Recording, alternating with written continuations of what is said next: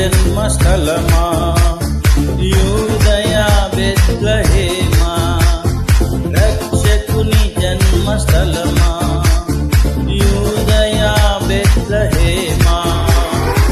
ఆరాధనలకు ఆరంభమా, ఉదయ కళలకు నివాసమా, ఆరాధనలకు ఆరంభమా, ఉదయ కళలకు నివాసమా. ఎందుకో ఇంత భాగ్యము దాచి ఉంచే ప్రభు నీ కోసము, ఎందుకో ఇంత భాగ్యము దాచి ఉంచే ప్రభు నీ కోసము.